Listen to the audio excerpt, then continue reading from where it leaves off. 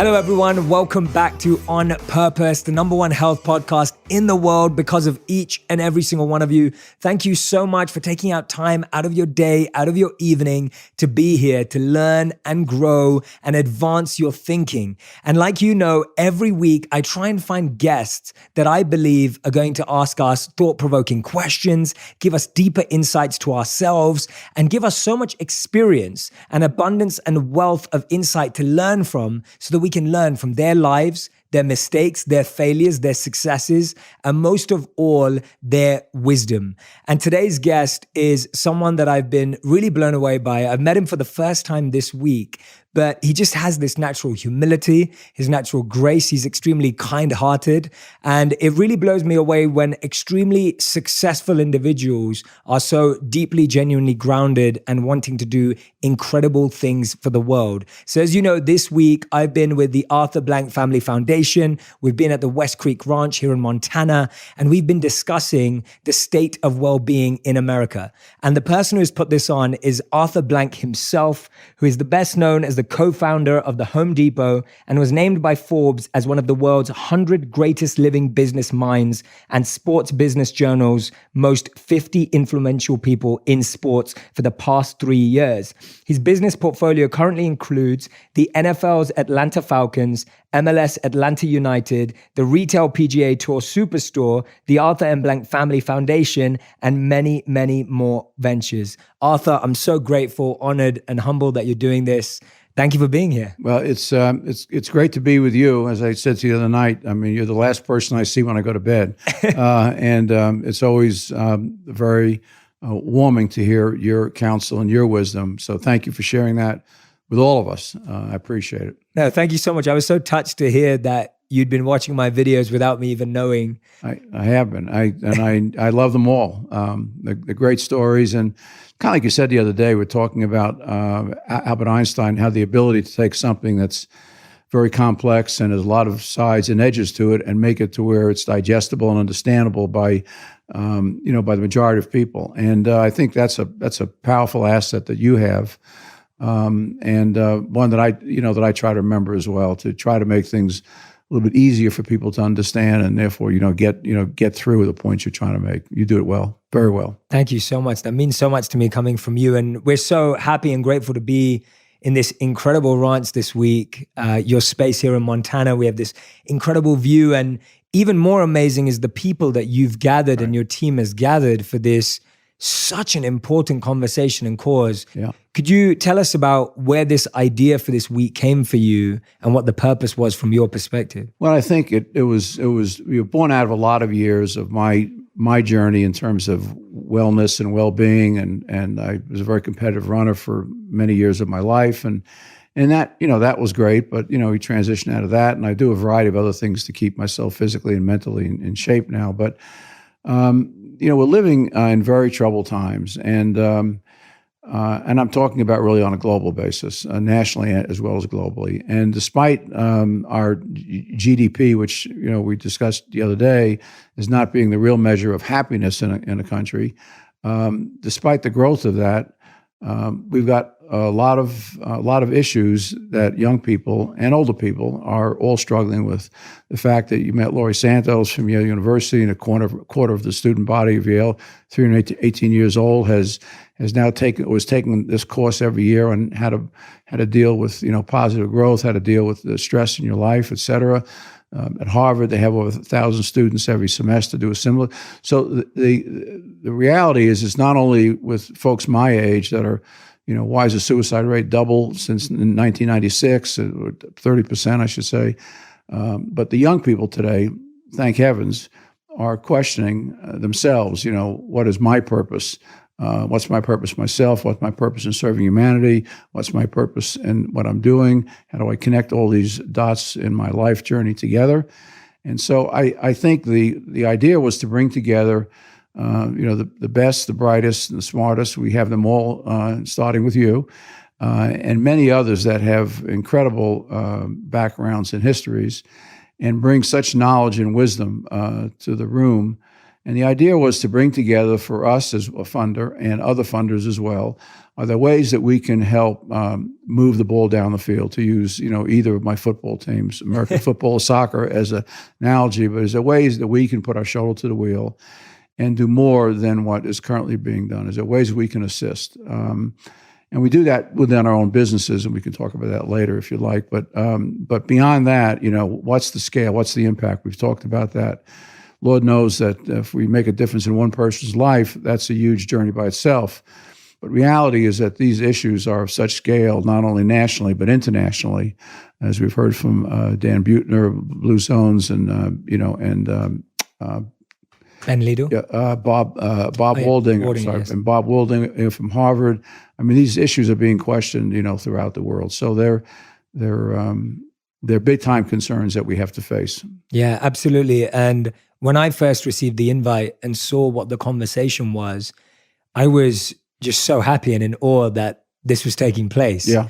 I just thought, wow, there's someone out there who is so deeply invested and seems so genuinely caring about what the challenges of the world are. And then when I looked at the list of people coming, I was just like, wow, this can be so exciting for me, because I'll have my notebook out. Right. And I've learned so much this week. Yeah. So thank you again. And I want to help my audience understand your backstory, because I think that's what really shows where people's purpose comes from. Right. It's very easy to look at you. We're sitting in this beautiful West Creek yeah, Ranch today. Right, yeah. It's, this beautiful property here, but you actually grew up in a 1-bedroom apartment. I did. Queens. Right.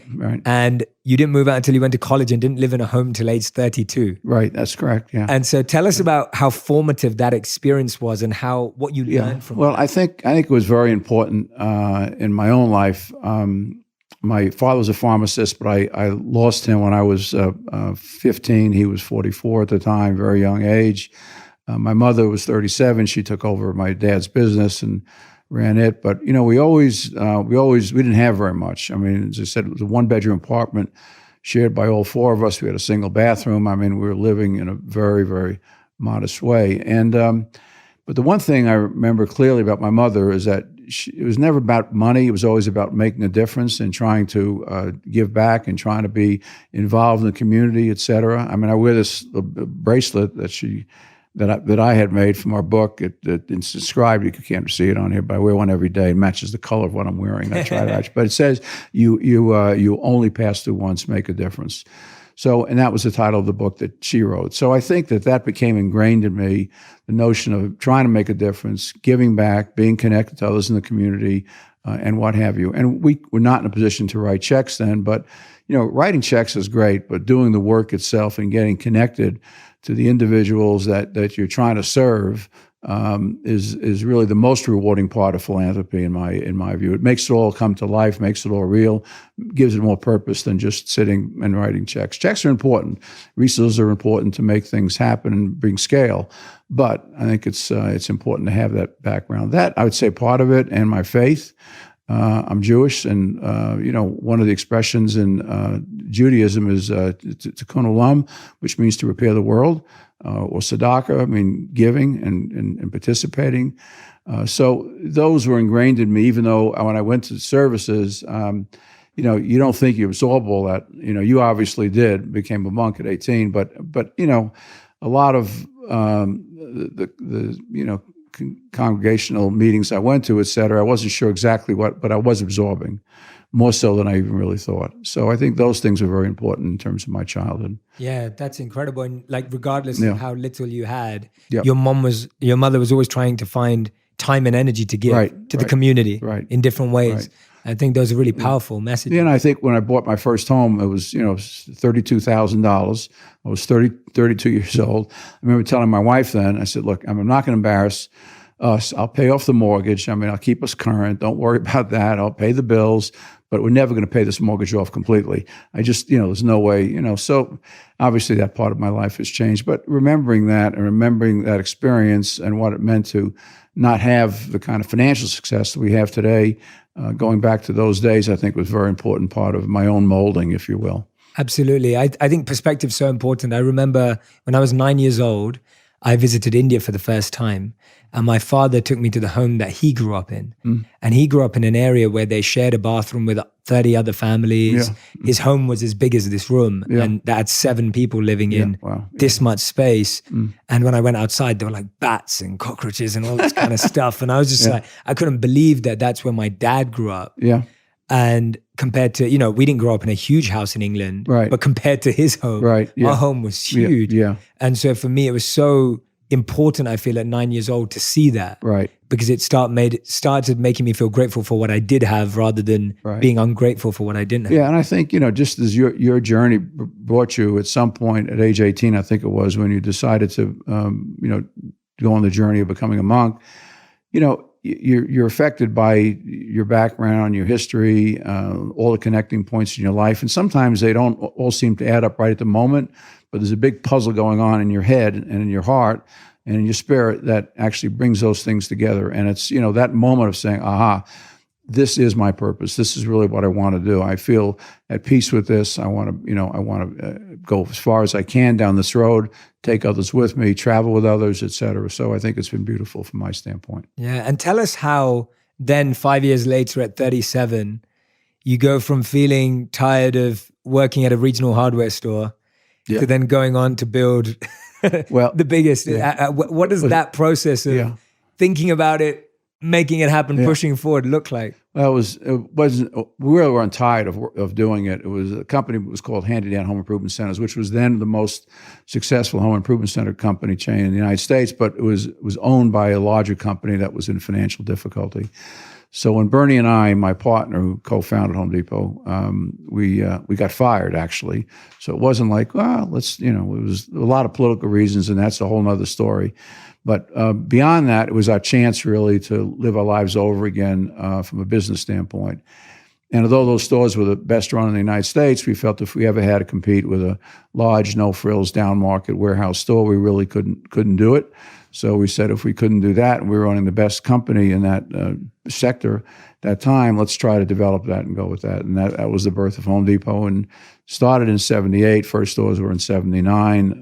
It's a long story. When I left 23 years later, it was the second largest retailer in the world, second only to Walmart, which is a great company. And they have one of their senior executives here this week as well, and trying to understand well-being and wellness and how that relates to the associates that they have. And I don't even know what their number is today. It's probably about 1.5 million, maybe more than that. It's mind-boggling. Wow, that's insane. Yeah. What gave you, what I'm really interested in, Arthur, is that what gave you the courage and risk-taking after being fired at the age of 37 to do that? Because I think today, and it's interesting because I was sitting yesterday at a table with Laurie, with Robert, and we were discussing this, and what they were sharing with me is that so many students today at some of the best institutions in the world, and all institutions in the world, are so scared of doing anything that isn't the path. And what I mean by the path is they believe that they go to Yale or Harvard, they continue and they have to get a job in what they're studying right now, and that they have to live that very narrow line. And they said, in their words, they know some of their students are doing things they hate just because it's the path. Where did you feel the confidence and the risk-taking approach to try something new? And how can our audience and listeners today feel that they're not old? Because today people think they're old at 25. And we think we're old at 28 to try something new. I got married at 23 the first time, and I said, oh God, this is 23 years old. I need to get married. Today, the kids are getting married much later. But in any event, I think in my own case, probably came from the experience that my father passing away at an early age, being an entrepreneur. He was working as a pharmacist. He left several years before he passed away, started his own wholesale drug company across America, drugstores, hospitals, nursing homes, et cetera. And then when he passed away, my mother took that business over. So I had all these role models in my family of, not giving up, of trying something new, extending yourself, going on that journey. I've been connected with Outward Bound for probably 40 years now, and their slogan is to serve, to strive, and not to yield. And so I very much believe in that, and the notion that we all can do more than what we thought we were capable of doing. And it doesn't mean you do it without, safety nets around you, but but you can do more than what you thought. So I would encourage, and I do encourage people to, as Dr. Dwyer would say, to find the music within you and make sure it gets played.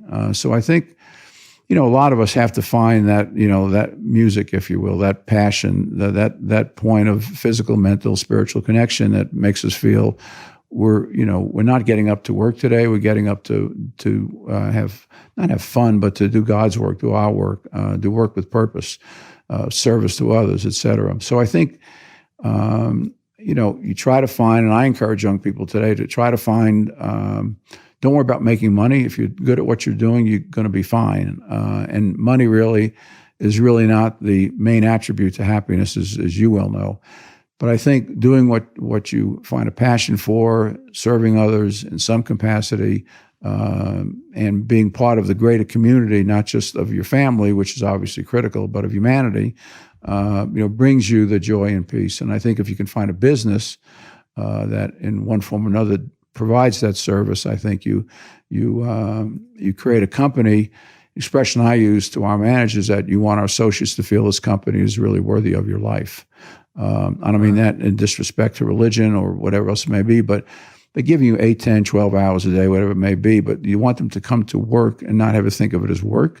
Think of it as, this is part of my mission. I love the values of this organization. I believe in them. I want to stand for them. I want to participate in them. I want to help articulate them. I want to help share them with others as they join our businesses.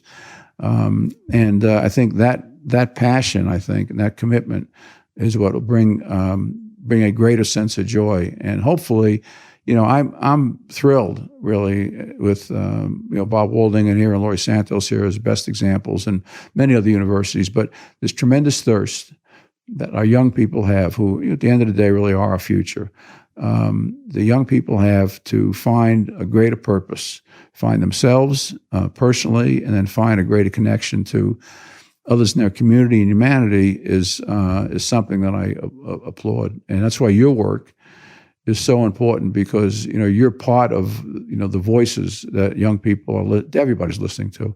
I'm 76, so I'm not young, but everybody is listening to today, and trying to get some better guidance, broader guidance, more spiritual guidance, connecting guidance to everything inside of themselves than they would have had otherwise. So, I'm very optimistic about the direction that we're going in. But it's not going to happen by itself. It's not going to change by itself. We need people like yourself, Jay, and all the people in the other rooms that are doing incredible work and making sure that those messages get expanded, and we're touching more and more people, and find ways to bring that message of scale. And I think it's one that people, when somebody has that feeling that I'm not really, this is purpose to me. And in the true sense of the word, what I'm doing every day has purpose. It's like these, young men you have here, we're recording this. I assume, they love working with you, but they probably love, hearing some of these stories, and every day they exposed to, some other thoughts that help them enrich their own mind and their own thoughts. So. Yeah, absolutely. And when I hear you speak from the first day when you led the introduction to even now, the words like purpose and values and spirit, they're so deeply embedded in who you are. And one of the things I loved, and we'll try and get a slide to put it onto the video version, but when you first started speaking, you showed us the 2 value diagrams that you have. Mm-hmm. And one thing I loved is that there was an upside down pyramid. Right. And on the upside down pyramid, the person at the bottom of the pyramid was Arthur. It was me. Right. And I loved that because, and at the top was customers. Right. And then you had the other circular one with innovation and all these other aspects of values. I'd love for you to talk through some of those. Sure. Because I believe that we hear a lot of people say this stuff. Right, I know. And you've probably heard it more than I have. Mm-hmm. But from spending a bit of time with you and seeing the success of what you've done, it seems like you've actually been able to really do it. Right, yeah. Please share with us some of those values and how you constructed them specifically, and where that upside down pyramid and you at the bottom idea came from. Yeah. So I think, Jay, all of our businesses, regardless of their exactly what they're doing, you described them all well earlier, all at incredibly high very high success portfolio and results, they're all based on the same set of values. And the same set of values is a wheel of six, if you will, but they all have to do with relationships, all have to do with community, all have to do with respect, all have to do with giving back. None of those key values have anything to do with, what's our maximum revenue, what's our rate of profitability, what's our return on sales, et cetera. It's all has to do with behavior and how we treat the people that we're serving. So whether we're serving guests here at Mountain Sky or at West Creek, or whether we're serving customers in our PGA business, or whether we're serving fans in our Atlanta Falcons or Atlanta United in our stadium, which has been voted #1 stadium in the country the last 2 years, little plug. But everything we do is all about service to others. So, we know if we do the right things for the right reasons in terms of the tactical decisions, but if we have this welcoming home, this welcoming feeling where we're more concerned about who we're serving than about ourselves, that comes across with a sense of trust and caring. So an example would be, just to demonstrate that, in the National Football League, 32 teams, the last 2 years, the Atlanta Falcons were voted #1 in the NFL for fan experience. Major League Soccer, we're at 24 teams. We're ranked #1 in Major League Soccer in terms of fan experience.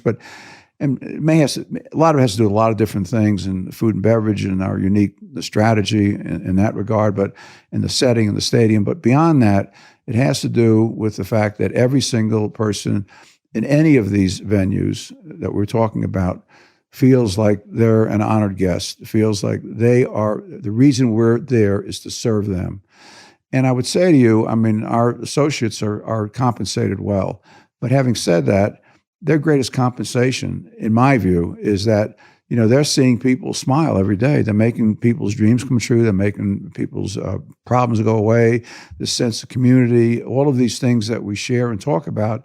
They love all that. So our associates feel like, I may have a tough day at home or a tough day, maybe when they come into work though, and they're confusing work with play, and they're making the opportunity to serve right there is very powerful in terms of enriching their own experience. So that's a key driver in everything that we do. We also feel strongly in community and giving back, and we do that with the service and the businesses themselves. But we do it in a broader sense in terms of our own philanthropy, our family foundations, $400 million since 1995, and that'll probably, double and triple in the next 10 years. And then each of our businesses has an associate-led fund to themselves, which is very, very significant in dollars. But the beauty of that is that these are not trained philanthropists. They're just associates. They're not executives necessarily.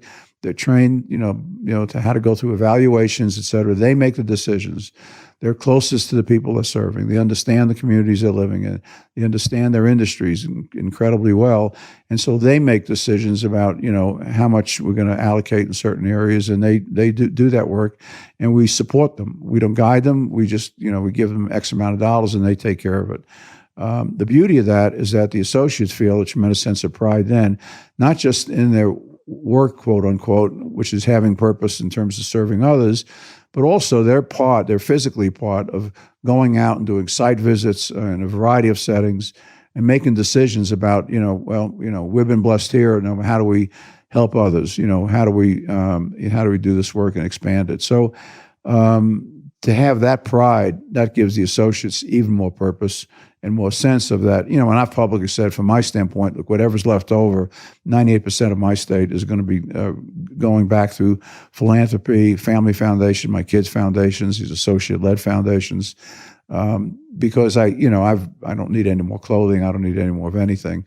I need more, growth myself, but I want to see, the world a better place than it is currently today, and be part of that. And our associates feel that way.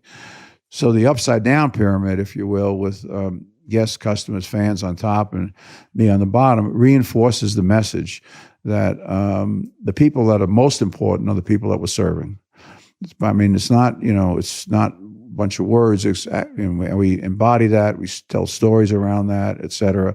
And then we have our frontline associates who are the next ones that are touching and feeling all of our guests or our fans, customers. And then, it's my job and other associates at the leadership level to provide the environment to make sure they have the resources, to make sure they have the strategy, to make sure that we create goals for them that are reasonable, et cetera, and give them support.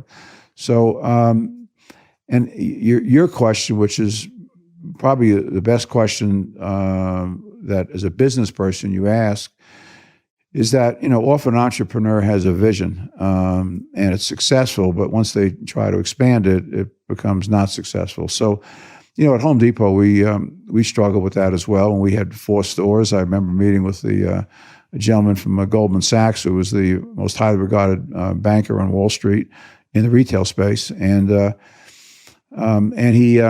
he sat down with me at lunch. He said, well, you have these 4 stores, in Atlanta, they're very successful, and you have a unique culture. But, he didn't ask me a question. I was only 37, so I was like, woo, meeting with this guy was a really big deal.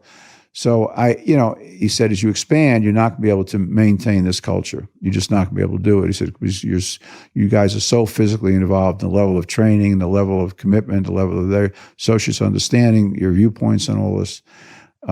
So it was troubling coming from him because we had aspirations to become a national company, which obviously with 2,200 stores now and stores in Mexico, Canada, and U.S., it's amazing story. But the key to that was not what's on a piece of paper, not the 6 core values that we live.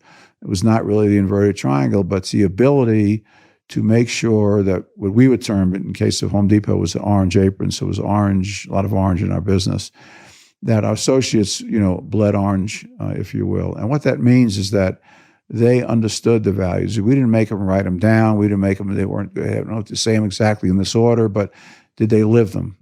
Could they articulate them in whatever words they wanted to, but most importantly, could they live them? And so we became very paranoid about succession planning, making sure that when people got promoted, that it's not, the first question was not, are they technically really good at what they're doing, whether it be in a store or a store support center, even our headquarters, if you will. We always call them store support centers because they were there to support the stores that were supporting our customers. But the key was, do they understand it? And so understand our value set and do they live it? If they live it, they had a chance to move ahead, become a store manager, become a district manager, whatever it may be. If they didn't, it didn't mean they were a bad person, but we put them in another area where their ability to affect large numbers of people was not going to be as great. So that ability to understand and live our values and become a role model and lead by examples, one of our core values, lead by example. So you saw last night that I served pie. So, this is maybe off the subject a little bit, but the example is it's important. It's not just important. I do it at Mountain Sky as well. Our guest ranch open to the public because, I want the guests to really see me in a position of service to others. I want our associates to see that. It's not just a bunch of words. It's actually leading by example. There's nothing that I wouldn't do to help. Last year at Mountain Sky, I was sitting in the bar area and having a drink, and I heard somebody say, "Well, our bathroom is not working, and it's over there." I said, "Yeah." So I went and I fixed it myself, and there was another one that wasn't working. I fixed it myself. So, I came back. I just, that's kind of my nature. It's not working. Go fix it. It's not a matter of title of who I am. I didn't ask anybody else to do it. I did it myself. So the associates the next day, I had a couple say to me, "We heard that you actually were fixing toilets yesterday." I said, "Well, yeah, it wasn't, it's part of what we do is that we have to lead by example." And those storytelling, those examples, and picking the right people behind that understand those things and live those things are the way you expand an organization over a broader scale. If you have really bright people, they don't get what you're doing, they don't get your purpose and your vision, then it's not going to work. Doesn't mean they're not bright, doesn't mean they're not good, doesn't mean they don't have a different purpose in life, but they're not going to be able to support your organization. Yeah. So, much of what you're doing and expanding it so incredibly in the last 3 years, you have to have the right people around you, people who understand Jay Shetty, people who understand your value set, I mean, they can have their own, but it has to be, in a certain sense, has to have sense of service and sense of purpose deeply ingrained as well. Absolutely, absolutely. Yeah. And thank you so much. That was a beautiful answer, by the way. And amazing to hear that you were fixing toilets, and definitely saw you said pie yesterday. Yeah. But no, I think it's amazing, and I've definitely felt that with you personally this week, just how personal you are with everyone and how much you make sure and check in with everyone and making sure we're all okay, which has really been beautiful and very, very amazing to see that as well. And that answer was amazing, because for me, that is what defines leadership. When I meet someone, I'm most endeared by their humility and by their character more than how much money they've made or how successful they are. And I think that's all of us. We remember people based on how they make us feel, as opposed to what they have or what they say. And I think the fact that you've been able to do that in an organization, tell me about a time, Arthur, where actually you may have made a mistake or a failure in the organization, and I'm sure there were many, but any that stand out to you where you really learned an important lesson that stayed with you, that made you change something? I hope there weren't too many, but there were some. I'll give you an example, and this was one at Home Depot as an example. The only acquisition we made when I was there and Bernie was there was a group of 9 stores that were in our industry. They had stores in Dallas and elsewhere in Louisiana and Mobile and Baton Rouge, et cetera.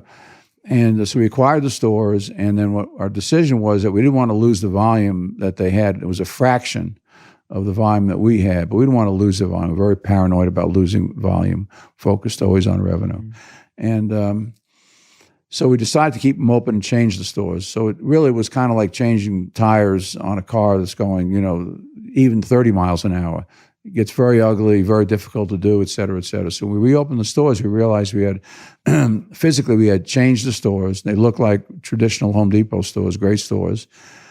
But the associates didn't really get us, because we hadn't really put them through the kind of training and exposure and understanding that was critical to all of our associates. So there was a separation there from, our value set, which drives everything, to the people that were serving the customers who, were well-intended, but they didn't understand our priorities. They understood the traditional priorities, which was not as rigorous about customer service as ours was.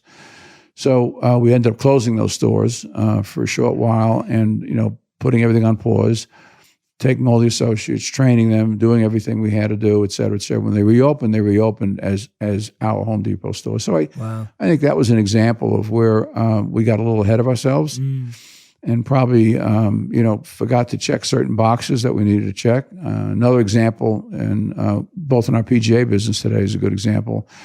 We're expanding at about 1 million square feet in golf retail in the next 5 years, which is, there's nobody in golf retail expanding anywhere. And people you talk to say,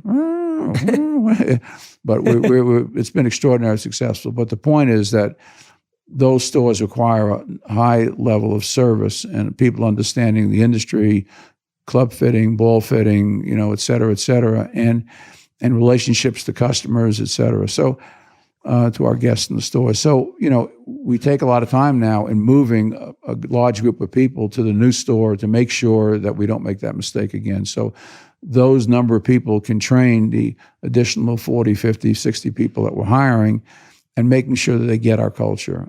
So, culture really drives everything that we do. I mean, everything we do, those value sets, they drive everything that we do. And, the body can only absorb change at a certain rate and pace at a certain rate. So I think it's important to be able to acknowledge that and make sure that, whatever your culture is, it doesn't get diluted as you expand.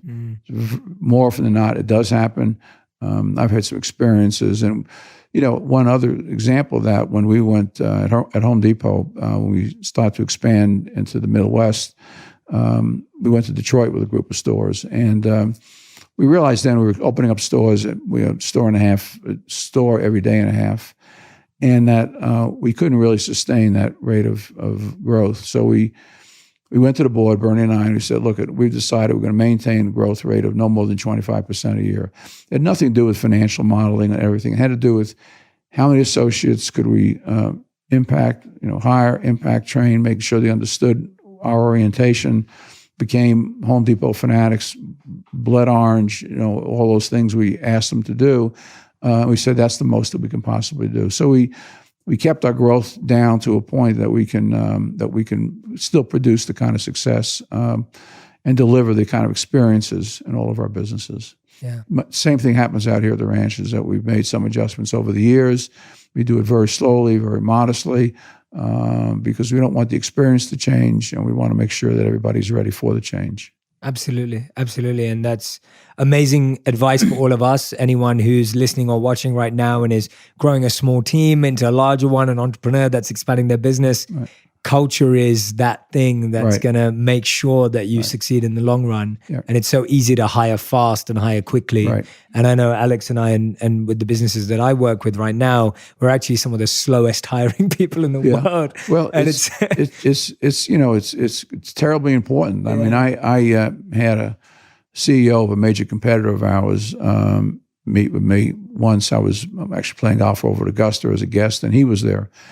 And he said to me, well, if you're here around lunchtime, I'm out on the putting green, and, come over, say hi. And I knew him. So I did. So, and he had left the company at that point. And he said, we probably visited 200 of your stores a year. And at that point in time, we had stores in Chile as well. He said, and we could copy everything. We could copy the size, the pricing, the assortment, the signing, everything. He said, we'd go around and ask people, this culture thing, value thing, and no matter where we went, no matter who we spoke to, they all said the same thing in their own words, but they all were doing the same thing. And we were not able to do that in our company. Wow. And but that's because, we recognized the importance in that. It was not a new message every single day. It was the same messages over and over and over and over again, to the point people said, oh boy, here we go again. listen to customer service. And every example that we could find of great customer service, we celebrated that. We had issues with, that we had to struggle with as well as a company, but we celebrated the successes, and particularly it weren't successes in how many stores we opened up. The fact that our earnings per share grew at 49% a year for 23 years, our stock grew that quickly. We didn't talk about the stock market and how wealthy we're making people, though we had a lot of pride in that, because then we gave other people the financial capacity to make a difference in their own lives and have a financial purpose in their lives and taking care of their family, extended family, community, giving back. But so it's a beautiful model, because it's one where associates and who you're serving all appreciate the investment you've made in doing the right things for the right reasons. Absolutely. Yeah. Absolutely. And like you said earlier, the Arthur M. Blank Family Foundation has given $400 million since 1995 to so many incredible ventures, and many of them have been in the space of childhood development, education and the arts, and parks and green space. And I wanted to know why you specifically selected each of those three. Mm-hmm. They're so beautiful in their own right, but I'd love to know from your own perspective as to why you believe those three areas are so important. Well, I think, anything, it doesn't have to be in Montana, obviously, because most people don't live here, but, anything connected to green space, to parks, to nature, to getting outside, to finding that solitude, that quietness, that place where you can reflect, and a place where you can, go with family and friends and experience things that aren't driven by, on my phone every 3.5 minutes or less. So I think that, that's an area that we've always felt very, very strongly about. Obviously, we're involved in conservation here in Montana as well, and elsewhere in the West. So it's not just these two ranches, which we think are models in terms of ranches should operate, not just from a guest standpoint, but from, in terms of the actual ag process that we have going on. So we've always felt strongly about that, being outside, being connected to nature, being connected to people that you're outside with. It opens up a different perspective on viewing the world and viewing each other, and having that sense of community. A sense of community is so important. I was raised in an apartment house, and as well the rest of my family. But what's interesting is that in those apartment houses, when it was during the summer, when it was warm, or even in the fall and spring, it was in New York City, people would bring their little chairs downstairs, and everybody would sit like outside the apartment, because they had that, that need, desire for connection to others.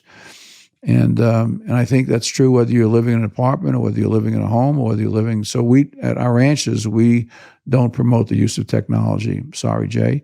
Apologize for that. But I mean, you know, there are places where people can use technology because of conferences and other work, but we don't actively promote it. We want people to get outside. We want people to experience nature. We want people to touch and feel things, and that silence and that solitude and that, you know, finding that quietness with themselves, that inner calm, which they can do so beautifully in nature. Public education has always been a big issue for me. I went through public school my whole life. Didn't go to private school until I went to college. I went to small business school, Babson College out of Boston. And so I feel like, you know, the more that we can do in terms of public education at a higher level creates, you know, really unlocks minds of all of our young people, that exposure. Thomas Friedman was right many years ago when he wrote his book, The World is Flat. And I think we're realizing that more and more and more over time. The book's 25 years old, but reality is that we're seeing that every day. It's becoming less curved and more flat, and everybody is connected. And I think, you know, that's a wonderful thing. So I think, you know, public education, because not everybody or very few people can afford, you know, private schools and, you know, kind of an answer that's just works for a handful of people relatively. So that's always been very important to my family and my children as well. And they're very actively involved in that arena. So those are some of the things. We do a lot of work in areas of culture because we think culture is another way. There's a lot of times there's too much of an emphasis, in my opinion, on book learning and what have you. And some people learn differently. They learn by expressing themselves through yoga, through arts, through athletics, through whatever it may be, music, drama. And so I think you have to let people kind of find themselves in those ways as well. Sadly, within the public education area, a lot of those opportunities for expression have been cut back and eliminated. So we'd like to see more of that expanded over time because I think it's very healthy for everybody. Yeah, I love that how you've chosen 3 things that encourage so much internal growth. Right. Like I feel like your investment in parks and green spaces is about people finding internal calm. Right. And even this week, we've had all these incredible outdoor activities that you've arranged and the team's arranged here for everyone to partake in. And we've seen how people are bonding closer when they're out and about in green spaces and outdoors and going on these beautiful walks and riding or whatever else it may be. Right. And especially what you're speaking about, the education system, of course. And then I think you're spot on when you talk about how the arts allow us to express ourselves more effectively and how that's never always encouraged. Right. And so your investment in that space, I'm sure, has made a big difference. Well, I think, you know, as you know, and many of our guests know that, you know, that education, you know, the book education is very important. The life education is in many cases even more important than exposure and what have you. It's one of the reasons our foundation has just started to invest on an international basis. We're doing work in Africa, doing work in the Caribbean, et cetera. But one of the reasons is not because, you know, I mean, we don't have enough opportunities within the United States. We do, and needs we do. But I wanted to send an important message, you know, to our family and to our associates is that, you know, not just talking about, you know, humankind being connected, but actually demonstrate that. So, in the case of Nigeria, where 60% of the population lives on less than $1 a day, you know, we want people to be aware of that. And, you know, how do we participate and support answers in those areas of the world? So I think that the notion that we are brothers keepers, which is an integral part of our faith and the faith of, you know, part of everybody's faiths, I believe, is very important. And it's not just, it starts maybe with your family, your extended family, your community, but it really has to include everybody on the face of the earth. That's why the earth is important.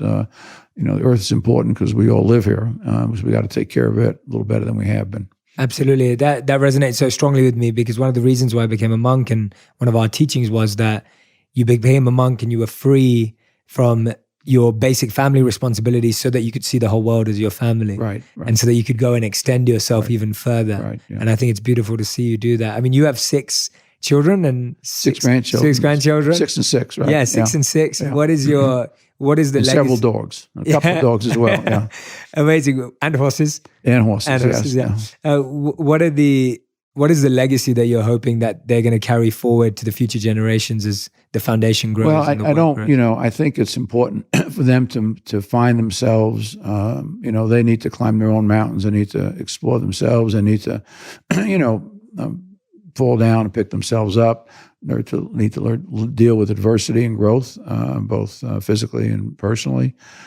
So our older children are all involved in our family foundation, and all actively involved in a variety of areas that we've talked about. Many we haven't, but they're involved in all of them.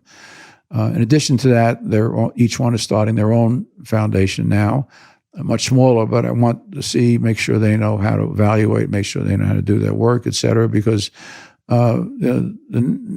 when you're giving, you're always getting more. I mean, it makes no difference whether it's physical work or financial, whatever it may be. The more we give, the more we get back. That's just kind of the way the math of the world works, the universe and our soul works. So the younger children have age-appropriate exposure to philanthropy. One's 22, two are 18, so they're younger, but they're getting exposed to it, mostly by doing, not by writing checks, but by doing things and being connected in service in a variety of ways. And they're interested in all of our businesses as well. But, bringing them along very slowly and making sure they understand our values, that nothing is going to be given to them. Whatever they get has to be earned, and earned primarily through understanding these values, living these values, being a great role model, caring about community, caring about others, caring about service, caring about purpose. And, my hope, my desire as a parent is that, the children will grow when I'm long gone, and they will have their own set of values, the values hopefully they've learned from their mothers and their father. And they'll continue to do, the work that we're doing today and expand it. I mean, I don't have a written set of things. These are the 7 things we're going to do after I'm gone. So I'm not going to manage my foundation from my grave. I have enough faith in my children, and they'll make the right decisions based on the passions they know their father has, their own passions, which are critical. So they're really feeling they're doing the work that's important to them, and that they are doing work that's important in terms of the times that we're facing. So this well-being, wellness, well-being notion is at a critical mass, today in our country, if not the world, but certainly in our country. Whether it be the rate of suicides, which continue to climb at dramatic rates, which affect, the veteran population, a very young population, 10 to 14, and is double what it is on a national basis. So there are, those serious issues we're facing today, they'll have other maybe issues in the future. And so whatever they are, they should feel, the passion, the drive to want to make a difference in those areas, and put themselves and resources in place to help others, come to a better conclusion that whatever it may be. Absolutely. And I've read that your favorite quote on a t-shirt is that there is no finish line. The Wi-Fi here is called finish line, no finish line too. What does that mean to you? And also, what is the personal work you're doing right now in that regard? What are the internal things that you're working on at this stage in your life? Well, I think, it came to me primarily from my running initially. I ran competitively, and Nike had this T-shirt, so there was no finish line. There was a guy running in the woods, and couldn't find another one of them. I saw it someplace. Phil Knight was kind enough from Nike, was kind enough to get me one of the shirts. And, and I think in virtually all areas of my life, I understand that, the next day isn't necessarily the end. There's always more to do, and et cetera, et cetera. And I think you have to have the ability to deal with adversity, grit, bounce back, and continue putting one step in front of the other. I got that from my long distance running.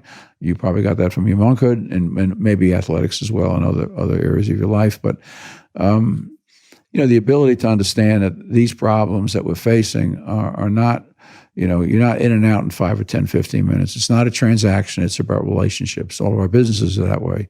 It's never about the transaction. It's always about the relationship. So these causes, these issues that we have today in our country and worldwide are not going to go away tomorrow. So we have to have the wisdom to understand that. We also have to have the tenacity to say, we're going to make a dent and we're going to make a difference, just as my mother said in the bracelet I'm wearing. but we're going to make a difference. And every day we're going to continue to strive to move forward and to make a difference in that area. So I think, it's important. I think my oldest daughter would say, Dad, that, I love the expression, I love the feeling, but, which brings me back to myself a little bit. She said, but at some point, in your life, you need to be able to say that I'm kind of you need to be at peace with where you are. And that's where I think my version of wellness and well-being has changed, because it used to be running 7 days a week. If I didn't do that, that was my design around fitness and well-being. In many ways, physical fitness is important. But I think the whole notion of trying to dig deeper and really understand myself and my real purpose, and are we connecting the dots as well as we can, taking time for myself to every day to do meditation. I need to get back on that horse again. I did it for a number of months with, I got encouragement by Deepak Chopra, but I need to get back on and do it again, because I saw the value of that, for a very long period of time. The work I do in terms of yoga and just the quietness, living in a quiet space and taking time to reflect. And it's one of the reasons I love Montana. We come out here and we walk, we hike, whatever it may be, horseback ride, and see this beautiful scenery, but it's quiet time. So the ability to be calm, the ability to reflect, the ability to build that into my life every day, where I'm not kind of a gerbil on the wheel, which is constantly running, the ability to get off that that cycle and pause, reflect, understand, build back my strength, my vision. I think that's been an important part of my own personal growth. That part of it didn't take place until, probably just maybe 4 or 5 years ago, I think, when I began to think more about, in a broader sense, a deeper sense, purpose and service to others. A good example of how we can connect, a great business to doing the right things for the right reasons.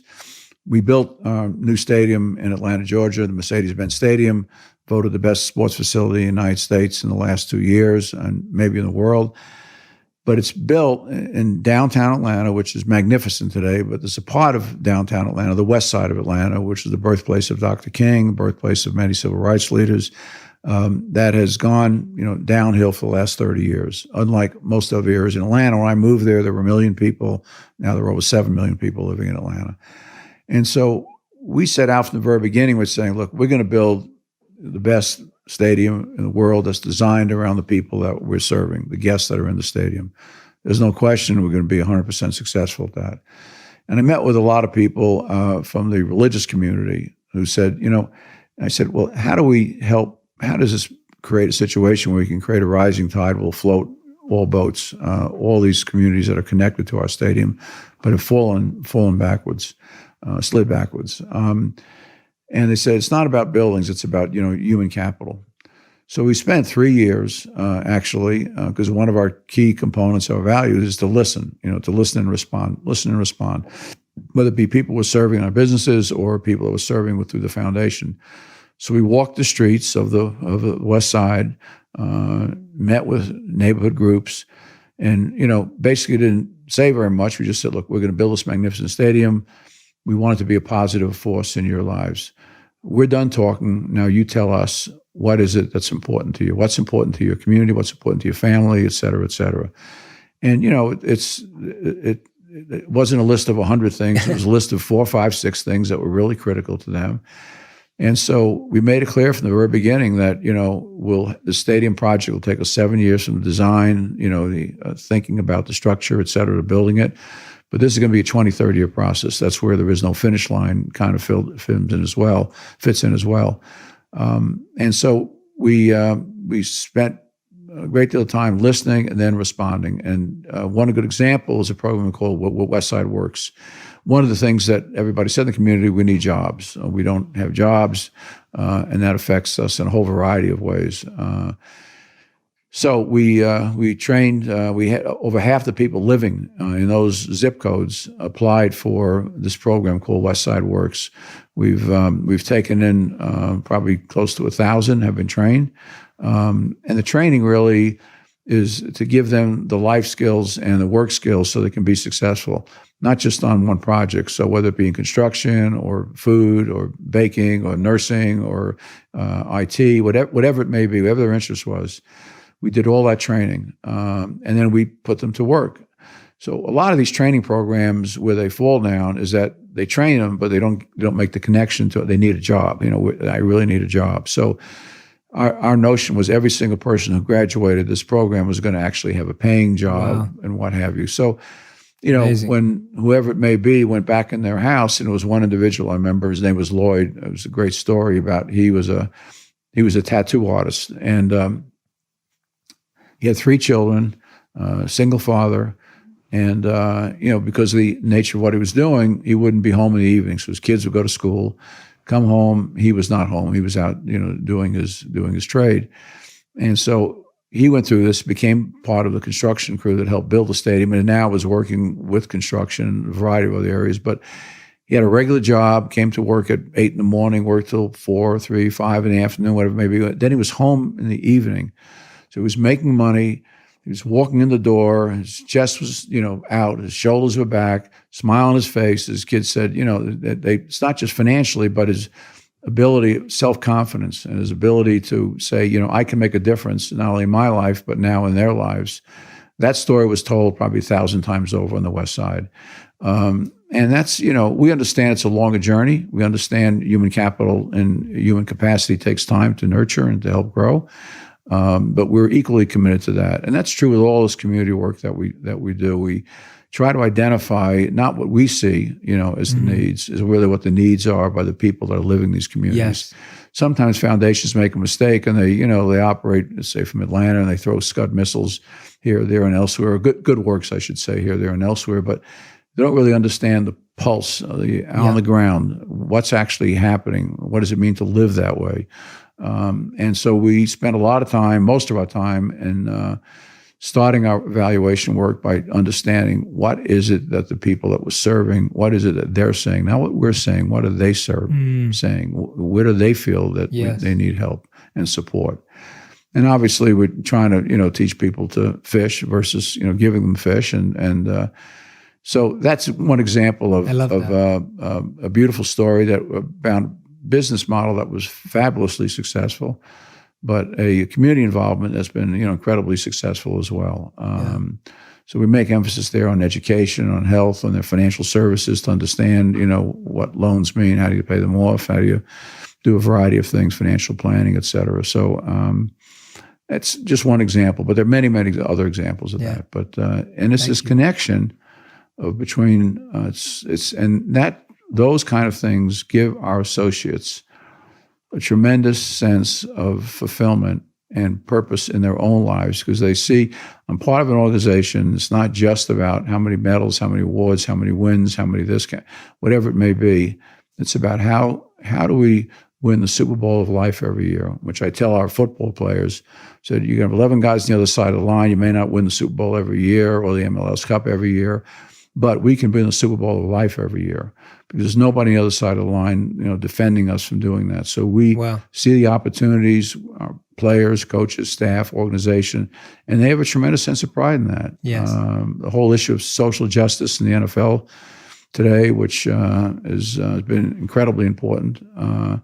We've been very heavily engaged at both at the league level, but at the club level. So at the club level, we have 12, 15 players who we spent, 3 months with them, listening to them, telling us, look, this is what's going on in my communities. This is what I had to live with as a child. This is what I had to overcome. This is what my parents still live with, my siblings, whatever it may be. And so then we responded, in terms of our engagement with them.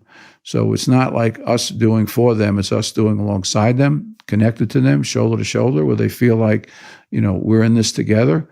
And that's a beautiful thing to happen. And I think, we want our associates to feel that sense of pride, feel that sense of this organization really has a heart and a soul and a purpose to it. And the beauty is you do all these wonderful things behaviorally, and you're going to produce the right financial results. I mean, it's important to do that, because in my case, because we want to continue to fund things that we see opportunities for. So That's phenomenal. Thank you for sharing that. Well, It's thank really you, Jay, powerful. for Glad we asking, did and that. thank you for listening. No, of course. Yeah. Absolutely. I wish I could get more to the point as you do so beautifully. A lot of your it's messages, great. No, but it's powerful work. You're doing the work. I think detail is great when people are able to see how deep the intention is. Right. In the sense that I feel like when you're explaining something, you're not just explaining what you're doing, you're explaining why you're doing it and how you're doing it. Right. It's going to take longer. So Makes sense. the what is the easiest part. It's the why. I mean, that's what's sustainable in the heart and the spirit and the soul, is that when we understand it, our foundation, our associates, some of our businesses understand why we're doing the things we're doing, it makes a difference in their lives as well. And 100%. and they feel like, because this whole estate's being recycled back, they're working not only to have purpose in terms of who we're serving, but they're working in terms of having purpose in building the foundation, which will be, recycled in a positive way. So absolutely, it's a beautiful circle that's very, very tight, and there are really no breaks in it. Yeah. So it's a beautiful thing to be part of. Amazing. Arthur, you've been incredible. We end every interview with what we call the final 5 quick fire, rapid fire round. So you can only answer the questions with one word or maximum one sentence. I need a glass of water for that. Yeah. Absolutely. Yeah. And so what I've done is we've created, considering your name is Arthur Blank, we've done this final 5 as fill in the blanks. Mm-hmm. So I'm going to ask you. I can drop that for you. So I'm going to ask you to fill in the blank at the end of the sentence. The hardest thing for me is the one word, as you know now. Yes. I tend to give long answers. That's fine. So that's why this section is for that. Yeah. So the first question is, the best advice I've ever received is blank. So what would it be? Finish the sentence. The best advice I've ever Be received. true to my values. Okay, wonderful. The second question is, the worst advice I've ever received is blank. I would say, focus, the focus on, productivity, the focus on financial metrics, as being the goal versus, all the other things in terms of behavior and changing people's lives in a positive way and seeing the joy in that, that's been great. Great answer. Okay, question number 3. 3 things I'm grateful for are blank. Well, I have to start with my family, six great children, 6 great grandchildren, and great, I've been married multiple times, unfortunately, but I have a great relationship with all of my ex-wives, and they're all wonderful people. And so I'd say my family and my relationships, I think my ability as a result of our business success to try to have an opportunity to expand, what service means of others, create that with our associates and who we're serving in all of our different businesses. Yeah. Do this one blank thing and it will change your life. What would you put into that blank? What would that one thing be? Find your passion, because I think when somebody, can I add on another word or two? Yeah, please. Yeah, of course you can. I'm going to, absolutely, please. Because I think when people find their passion and their purpose, financially they're going to do as well, if not better, than they ever would have done doing anything else. And, their years here, which are, limited, they're measured, if you will, are going to be much more enriched because they're going to feel like what I'm doing, what I'm really doing as purpose for me and purpose for others that I'm trying to serve. And so I think finding purpose, which is not always easy. I mean, sometimes people wander around a bit. You described your journey, and myself as well. I had my own, journeys there. But when you find it, you need to, stop and honor it, and then to move with it. And all good things come as a result of that, in terms of the quality of life. Absolutely. And the 5th and final question is, the one thing that you're hoping this beautiful 4 or 5 days we've had here in Montana will result in? Well, I think there are two things, if I expand the question a little bit. One is that, the great connections that you have made with so many other people here, and they've made with you and with each other. I think so. I think those physical connections, emotional. It's one thing to know somebody, but when you spend 4 days together in this setting, you get a deeper understanding of people's perspectives and their views, and how can we work together. 2 and 2 equals 8 and 10 instead of just 4 or 5 for myself. So I think that has been very invaluable. The other thing is that I think we'll be able to focus for our foundation and draw in other foundations and other institutions that care about these things. Some really good ideas to help support the expansion of the notion of well-being and wellness, and give exposure to that to other populations that don't necessarily have that or see that, and to not have this widen this gap that we have in America today is just too extreme in my viewpoint. And I think we need to do more of this and bring people together, not necessarily economically as equals, because that's not reality in a capitalistic world, but to bring people together in terms of their well-being and their happiness and their ability to feel fulfilled in life. So we want to get in the canoe and paddle along with everybody else, and paddle as hard as everybody else, and know we can make a difference, and try to earn the respect and the opportunity. It's an honor really having everybody here. From my standpoint, it's an overwhelming honor to have not just the intelligence in the room, but the commitment and the sense of purpose and the sense of trying to reach out and make a difference in the world is incredible to me. So anything we can do, supporting the collaborations, supporting the partnerships, new ideas, expanding ideas, scaling up ventures, et cetera, which is much of what I know your concern is going forward. How do I impact more people, which is great. We want to be part of that. So it's been an honor for me, truly an honor for me to be here this week and to just be part of this. It's an experience of my lifetime I'll never forget. I've gotten a great deal out of it, much more than, I've gotten much more out of it than we put into it. And that's the beauty of when you do things with service and purpose, you really do get more out of it than what you give. Yeah, well, I want to thank you on behalf of me and all the other participants, because I think you've allowed us to form such deep, amazing relationships. Yeah. There's many people in this room that I would have loved to connect with or meet. And you're so right that when you go away with people for 3-4 days, you go so much deeper, so much quicker than you would if you met at a conference or a one-day event or whatever it may be. So I just want to say thank you You're welcome. from me. Thank you for all your kindness. Thank you for your encouragement. Thank you. You've given me so many wonderful votes of confidence this week, and just sharing so much support and encouragement for the work I do, which has given me so much conviction. Yeah. And I'm very grateful for that. Thank you. Well, the work that you do is incredible, and it really has, tremendous purpose to it, and high degree of success. So I want to do everything we can do to help support you and support the people you're touching and trying to help with their life journeys. So I think this is a great place to do it, because when you spend time outdoors, you realize you're kind of dwarfed by nature and by things that have been here for thousands and thousands of years. And also, everybody puts on their pants the same way. It's a level playing field. Nobody's wearing suits. Nobody's wearing ties. Everybody's just, being themselves, and they're opening themselves up. And in this kind of environment, it's easier to do that. Yes. And so that's the reason we want to continue to do this work here. Absolutely. Thank you again, Arthur. Thank you, everyone who's been watching or listening back at home or wherever you've been. Make sure you go and follow the Blank Foundation on Instagram and on Twitter and on the social media platforms as well, if you want to find out about the great work not only we've been doing.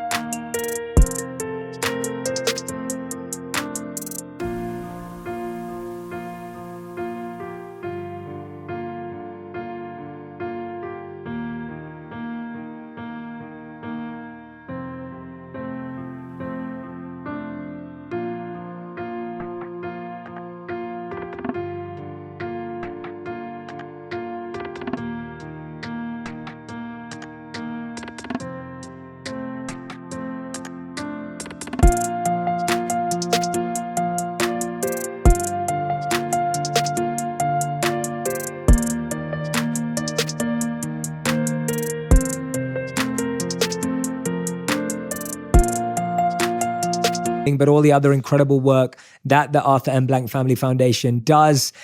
Please check out this podcast, share it with other people that you feel are going to benefit from this incredible presence around service, incredible presence around giving and doing through our work. And for anyone who's aspiring to be an entrepreneur out there, what better values than the ones that have been talked about in this show. Make sure you share those on Instagram so that I can share them as well. I'm always looking through what you're learning so that helps me ask better questions and serve you better. Thank you so much for listening and watching. Arthur, thank you so much. Thank you, Jay. So grateful to have you again. It's an honor to be here. Thank you very much.